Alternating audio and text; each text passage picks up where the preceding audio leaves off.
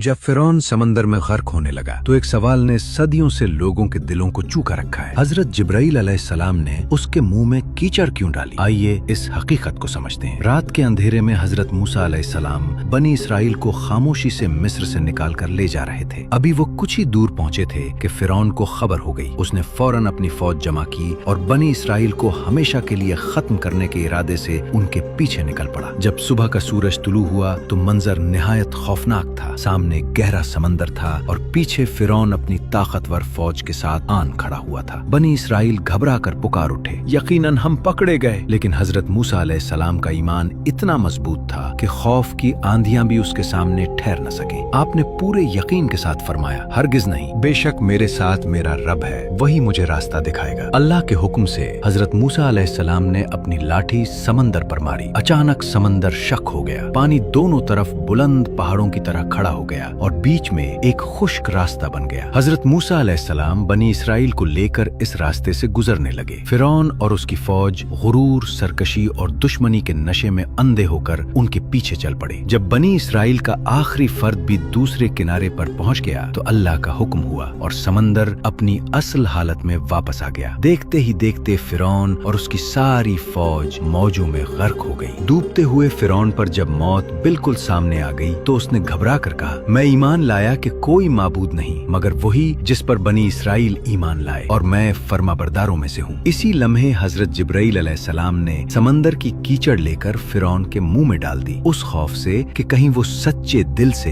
तौबा के अल्फाज अदा न कर दे और अल्लाह की बेपाया रहमत उस तक न पहुँच जाए। मगर ये ईमान कबूल न किया गया क्योंकि ये ईमान इख्तियार का नहीं, मौत के सामने बेबसी का ऐलान था। यही अल्लाह का अटल कानून है कि ईमान और तौबा उस वक्त कबूल होती है जब दिल खुला हो, न कि जब सांसें टूट रही हों। ये वाकया हमें ये सबक देता है कि अल्लाह की रहमत बेहद है मगर मोहलत हमेशा के लिए नहीं होती। गुरूर, जुल्म और सरकशी का अंजाम चाहे कितना ही ताकतवर क्यों न हो, इबरतनाक ही होता है। अगर आप अल्लाह की इस बेपाया रहमत और इस सबक को महसूस करते हैं तो उसे दूसरों तक पहुंचाना भी सदका है।